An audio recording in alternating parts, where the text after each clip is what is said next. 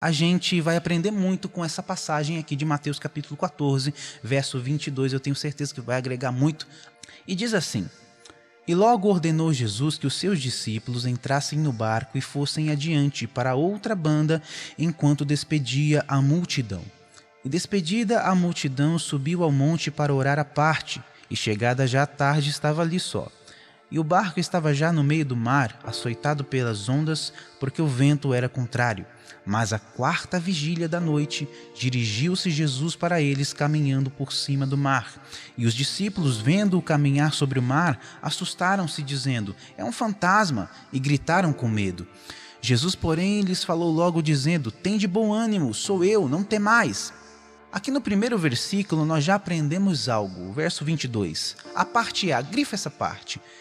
E logo ordenou Jesus. Se eu te peço uma coisa, eu não estou requerendo que você faça. Eu dependo da sua opinião, do seu direito de escolha para fazer aquilo que eu pedi. Mas quando eu ordeno, é uma ordem, eu quero que você faça. Eu estou mandando você fazer.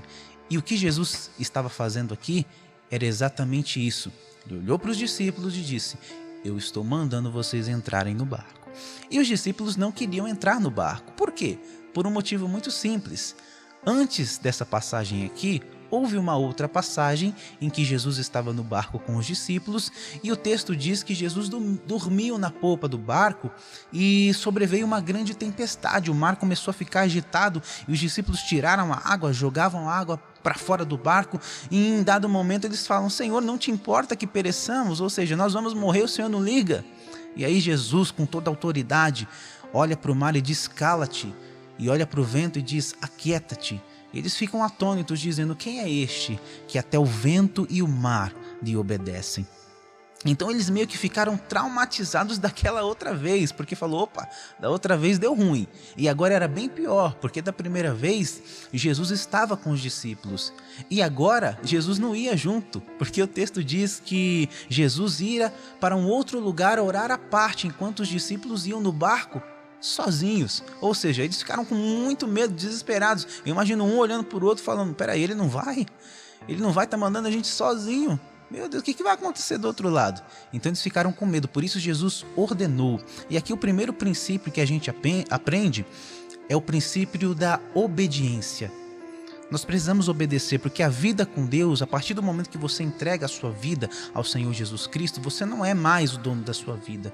Agora você pertence ao Senhor, a sua vida pertence ao Senhor. Quando o Senhor Jesus instrui Nicodemos acerca do novo nascimento, ele diz: olha, o novo nascimento não é nascer da sua mãe novamente, o novo nascimento é nascer do Espírito. E assim como uma criança que nasce, que depende de cuidados de outra pessoa, do pai e da mãe, assim é a nossa vida espiritual. Quando nós nascemos de novo, nós estamos totalmente dependentes de Cristo, do Senhor Jesus. É muito interessante também fazer uma ligação com a história de Moisés. Moisés, ele cresceu ali no Egito, conhecendo toda a cultura do Egito, todos os deuses. Um homem instruído, sábio, ele conhecia o lugar, ele conhecia todas as letras, um homem letrado, estudado na sua cultura. Porém, quando ele tem um encontro com Deus, quando ele tem um encontro com o grande eu sou, tudo aquilo que foi construído na sua vida agora teria que ser repaginado, porque Deus tinha muito ao ensinar. Então ele praticamente nasceu de novo. Quando Moisés conhece a Deus, quando ele tem um encontro com Deus naquela sarça ardente, é um divisor de águas na sua vida, porque agora ele ia conhecer o Deus verdadeiro, e o Deus verdadeiro tinha muito mais ao ensinar, tinha muito mais a passar para ele do que todos os vários e vários deuses, todo o panteão egípcio. E ele passou a nascer de novo a partir daquele ponto. Então, quando nós entregamos a nossa vida para o Senhor Jesus, nós nascemos de novo e passamos a ser dependentes dele. E um dos princípios da dependência é a obediência. Quem não obedece a Deus faz besteira, quebra a cara.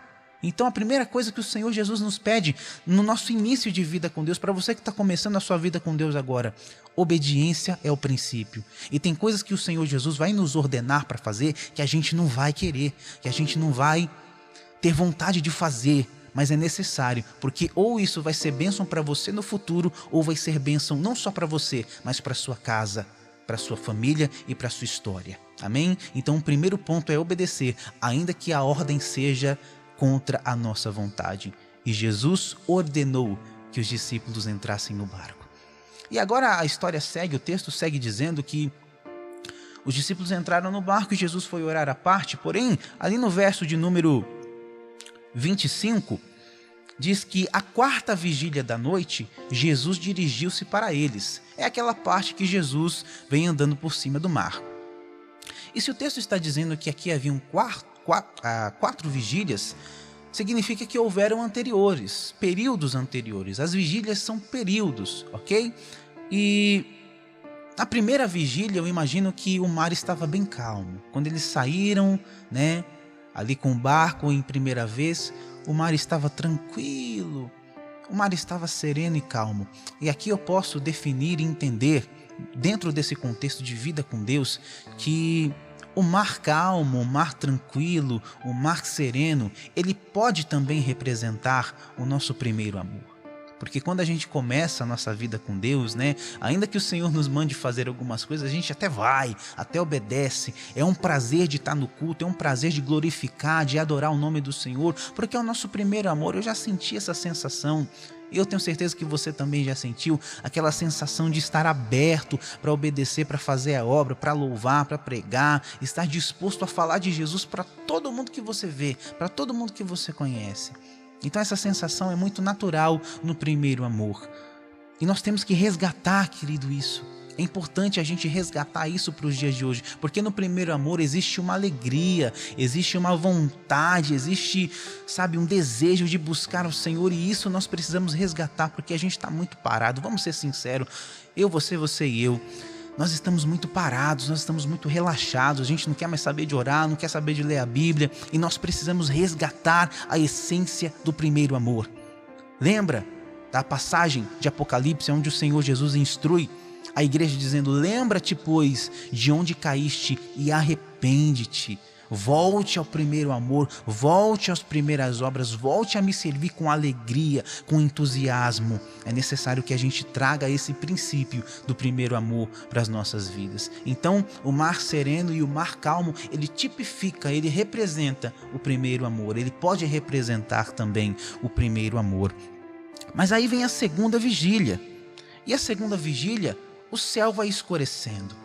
O céu vai deixando de estar em dia e fica noite, fica trevas. E a gente sabe que no mar não tem farol, não tem semáforo e não tem poste de luz. Ou seja, é tudo muito escuro. As trevas ganham terreno naquele lugar. E a noite pode representar, às vezes, na nossa vida cristã, momentos de obscuridade, não da parte de Deus, mas de algumas pessoas, porque a gente entende que nem todo mundo que está na igreja serve a Deus de verdade. Nem todo mundo que diz servir a Deus serve a Deus. Nem todo mundo que diz obedecer a Deus obedece a Deus. E aí começam a chegar as decepções. E é nessa parte da segunda vigília que muita gente abandona o evangelho. E eu quero falar com você que se decepcionou com gente que não presta. Ele não trai, ele não machuca, ele não abandona, ele não fala mal de você pelas costas. Ele é o nosso amigo verdadeiro, nosso amigo fiel. Ele nunca vai te abandonar. Quem sabe um olhou para o outro e disse: eu avisei para você, tinha alguma coisa errada nisso. Jesus queria que a gente viesse para cá sozinho, para a gente se perder nessa tempestade. E agora o que nós vamos fazer? Vem uma tempestade chegando, e quando vem a tempestade chegando, vem também a vontade de desistir. Na vida cristã, quem nunca pensou em desistir, querido? Nós não podemos impedir que o passarinho pouse na nossa cabeça, mas nós podemos impedir que ele faça um ninho sobre ela. A vontade de desistir vai haver sim. A vontade de parar, de chutar o balde, de abandonar tudo, vai chegar. Vai chegar para mim, vai chegar para você, talvez já tenha chegado. Mas nós não podemos deixar de desistir. Nós temos que confiar no Senhor. A Bíblia diz que o choro dura uma noite, mas a alegria, ela vem pela manhã. E querido, deixa eu te dizer uma coisa para completar o nosso contexto. Se isso está acontecendo na sua vida, se está chegando a tempestade e você não está vendo saída, você pode ter certeza que a quarta vigília está chegando. E depois da terceira vigília, sempre vem a quarta vigília. E neste momento, onde tudo parece impossível, você pode ter certeza que Jesus está chegando para resolver o problema.